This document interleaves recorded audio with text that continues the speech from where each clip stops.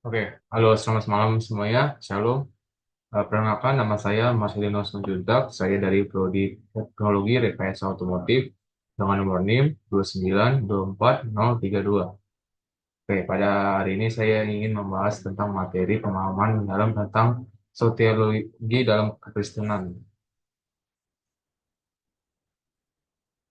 Oke, jadi apa sih itu soteriologi itu?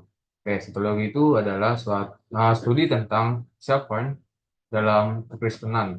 Dan ini juga mencakup pemahaman tentang bagaimana manusia dapat diselamatkan melalui iman kepada Kristus. Dan dalam presentasi saya saat ini, kita akan menjelajahi berbagai aspek dan konsep penting dalam soteriologi. Oke, definisi soteriologi. Soteriologi berasal dari kata Yunani, yaitu soteria, yang berarti penyelamatan. Ini adalah cabang teologi yang membahas tentang cara dan proses penyelamatan jiwa manusia melalui Yesus Kristus. Pemahaman ini sangat penting bagi umat Kristiani dan juga aspek teologis. Aspek teologis itu dalam soteriologis adalah beberapa aspek teologis yang perlu dipahami, termasuk anugerah, iman, dan pertobatan.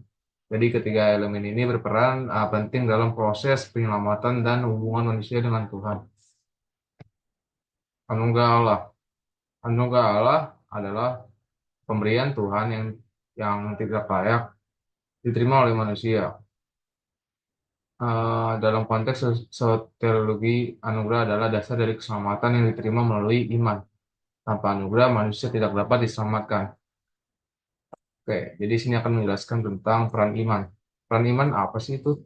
Peran iman itu adalah iman adalah respon manusia terhadap anugerah Allah. Dalam soteriologi, iman yang sejati membawa kepada keselamatan, dan ini adalah kepercayaan yang mendalam kepada Yesus Kristus sebagai juru selamat yang memberikan hidup baru. Pertobatan.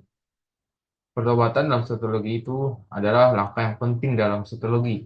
Jadi ini adalah proses di mana seorang berbalik dari dosa dan mengarahkan hidupnya kepada Tuhan. Dan pertobatan itu sendiri merupakan tanda dari iman yang sejati dan transformasi hidup. Keselamatan melalui Yesus. Jadi, keselamatan dalam kekristenan hanya dapat diperoleh melalui Yesus Kristus. Dan hanya dialah jalan kebenaran dan hidup. Dan melalui kematian dan kebangkitannya, manusia diberikan kesempatan untuk diselamatkan dari dosa. Kepastian keselamatan. Jadi kepastian keselamatan dalam soteriologi ini adalah umat Kristen itu memiliki kepastian akan keselamatan mereka.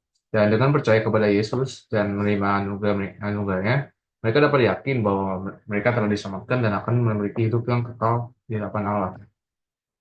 Dan keselamatan dan kehidupan baru dalam psikologi. Jadi itu keselamatan membawa kepada hidup baru dalam Kristus.